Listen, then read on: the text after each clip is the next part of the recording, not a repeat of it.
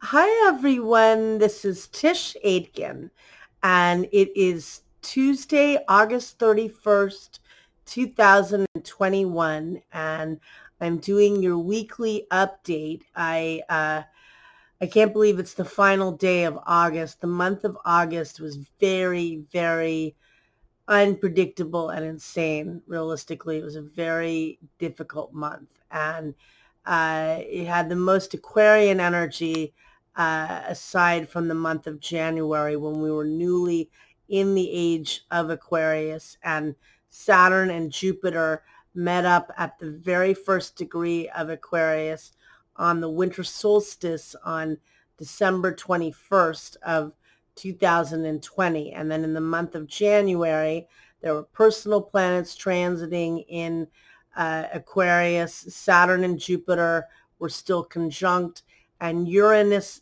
stationed direct in the month of January, emphasizing the Aquarian energy. And there was an annual new moon bringing more Uranian and Aquarian energy. Well, this month of August, Uranus actually stationed retrograde on August 19th, and you felt that build up 5 days before and 5 days after, and that intensifies the characteristics of whatever planet is stationing retrograde or direct. And in this case, Uranus is the modern ruler of Aquarius, and it is a planet of ingenuity and innovation and higher consciousness, but it's also a planet of chaos and destruction and rapid, fast change. And this month of August, well, very end of July, Jupiter, which is the biggest planet and the grand benefic, re-entered the fixed air sign of Aquarius on July 28th, and it will be there until December 29th. And this is for all of us expanding the opportunity to come together and build community and to work with technology to heal the world and businesses with science and medicine and connection and building whatever we need to build. It is a new era, that is for sure. The change, the Capricorn era brought down the structures in our world, and now we are rebuilding. But this month of August had a lot of unpredictability. And for me, I have to say that this week I am going to try to do it. I'm going to redo a few videos because I'd like to get it to be better. I did all 12 of the monthly horoscopes, but I'm a little scared to see what I did for the first 4 videos. And I'm trying to make them longer, and I'm getting better at spinning a story, but I have to have the facts straight, right? Just the facts, ma'am. And I didn't get the facts. Well, I got the facts right, but I made a couple mistakes. And I think all of you understand, and I'm not making light of this. This has been a really tough month, and a lot of us are crashing. Either, some people, which I guess I count myself in this. For a while, I was on autopilot and I was working, basically without a break and not taking time off. And it was a way for me to get through this. And now I am crashing and I am tanking, and I no longer was able to do Facebook Lives in addition to doing YouTube and then doing my private practice and writing articles. I just got overwhelmed, and now I'm trying to rein myself back in. And I think for the rest of you, we're all in different stages with this, and I think that's what we all have to recognize, that this is a time of uncertainty. So for some of you, maybe like me, you were able to keep it together early on. Maybe some of you had trouble getting it together early on. A lot of shocking news and events, and this has been a very, very difficult time, in history for all of us. Maybe for some of you, you're now in a better pace with it, and you were having more difficulty before. I think realistically, we're all going to go in waves on this. This is a new time, and we can't say, good things are coming from this and will come from this. But, to say that this isn't an incredibly sad and painful time, well, it would be a disservice to all the people that lost their lives and their businesses and their dreams and their loved ones. So good things are definitely coming from this, but this is a very painful time. And so my horoscopes, I said this before, but I'm going to try this week because I have a few more days of doing videos to streamline the facts more. I'm starting to regain my vocabulary, so hopefully it'll come together. But I got to the main part of it, is that the month of August was chaotic, and we are dealing with Mercury retrograde at the end of September. And Mercury's going to retrograde at 25 degrees and 28 minutes of the cardinal air sign of Libra. And Mercury is squaring Pluto in the sky, off by a degree where Pluto is right now. And it also is speaking to where Venus stationed direct in the fall of 2018. Venus retrograded in Scorpio on October 5th of 2018 and stationed direct at 25 degrees of the cardinal air sign of Libra. That happens every 8 years. Now Mercury is retrograding where Venus stationed direct, giving you an opportunity to readdress your dreams and desires and what makes you happy. You don't give up on dreams just because we are in a very painful time. You can't, for the legacy you leave, for the people you love, and for those that love you.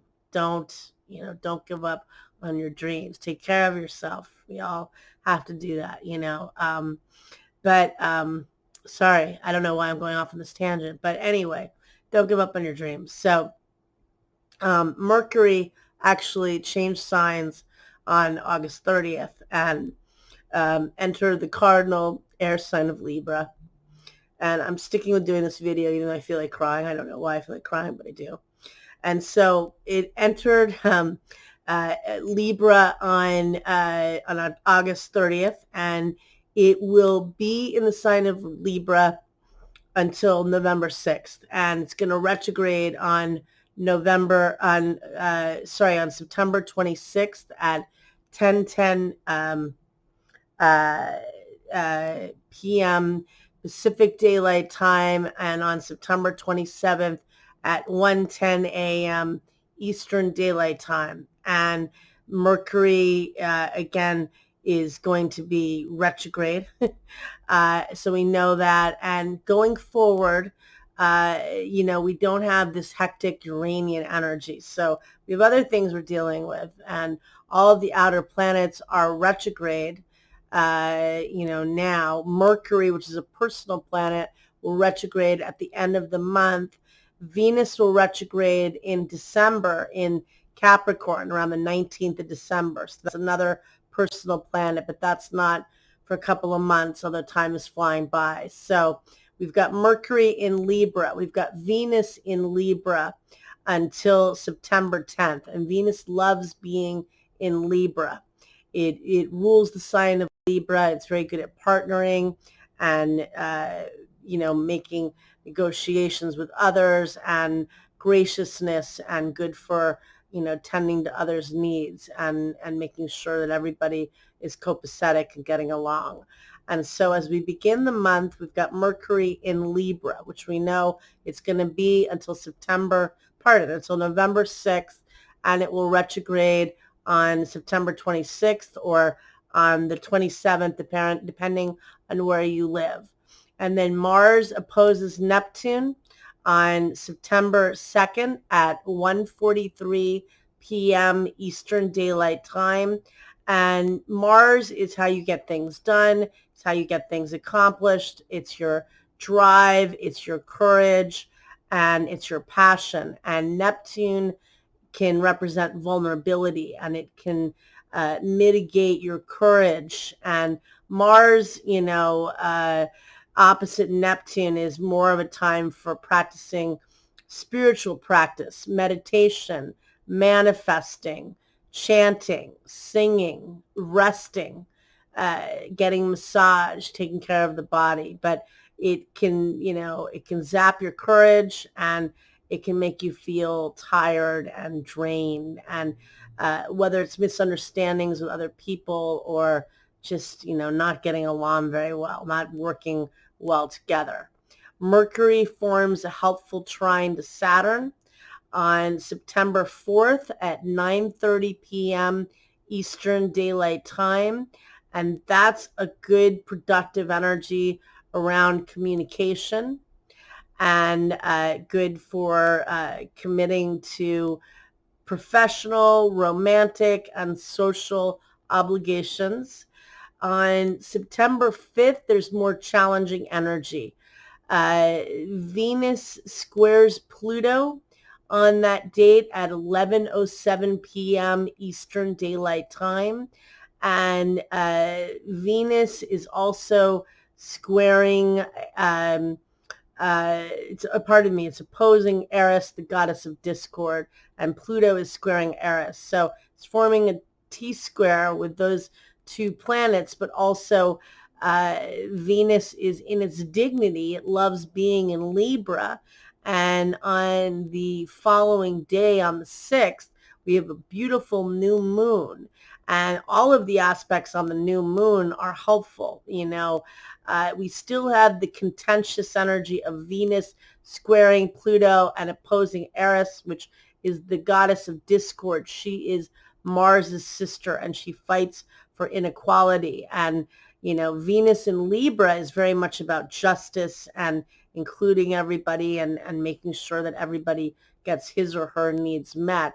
But there is combative energy, yet early on the 6th. The 6th is a really good new moon, and it's one you really want to focus on, since we have had such a chaotic month of August. So early in the day on the new moon, Mars forms a beautiful trine to Pluto. Those are the two rulers of Scorpio, and this occurs at 8:20 a.m. Eastern Daylight Time. And that is a helpful energy for getting things done and accomplishing and tapping in to your courage to fight for yourself with heart, with courage, but not letting, not giving up. And then at 9:05 a.m. Eastern Daylight Time, Venus forms a beautiful trine to Jupiter. And those are the two benefics, the two luckiest planets. And Venus is in its rulership. And yes, Venus is in combat with Eris and Pluto, but she is the same degree, 25 degrees air, 25 degrees of Libra, forming a beautiful trine to Jupiter in Aquarius. And that is expanding the connection for all of us. None of us is, we're all included with Jupiter and Aquarius. It's not like that party where they're the outcasts or the popular people or whatever it might be, or however that is. Everybody's included. And Venus trine Jupiter, you're all included. And so that's important, and it's a beautiful energy in light of all of this. And then the new moon occurs at 8:52 p.m. Eastern Daylight Time at 14 degrees and 38 minutes of the mutable earth sign of Virgo. And this new moon forms a trine to Uranus, because right after the new moon, the sun trines Uranus at 9:29 p.m. Eastern Daylight Time. And that is a very innovative, inventive, creative energy.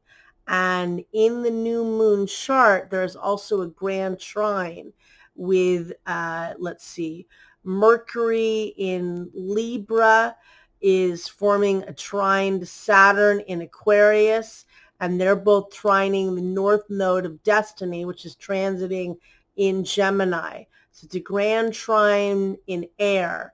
The North Node in Gemini is about connection, community, getting involved in your local community, and communication of all forms, and sales and marketing, and often local travel, but not always just local travel. Saturn in Aquarius, structuring through community and enlightenment. How about that?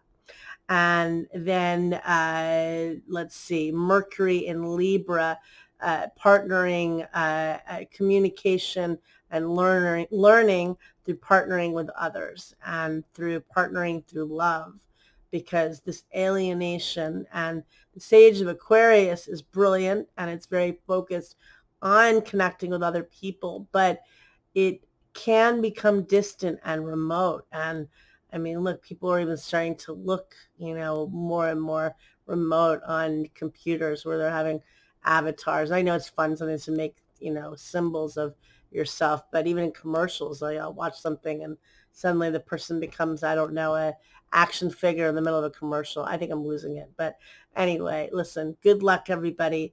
The new moon, 8:52 p.m. Eastern Daylight Time on September 6th. Right now, a little bit of emotional energy, Mars opposing Neptune, which becomes exact on September 2nd. Mercury will be in Libra until November 6th. This gives you an opportunity to reconnect to what the Venus-Sun conjunction was in the fall of 2018, because the two met up at 3 degrees of Scorpio on October 26th of 2018. Venus retrograded at 10 degrees of Scorpio and stationed direct on November 17th at 25 degrees of Libra. Whatever you were trying to manifest at that time, now you reconnect and readdress those areas of your life, and maybe there are new things that you want in light of what's happened in the last few years, or maybe you reconnect to that dream even further. And I wish you a lot of luck, and thank you. Take care.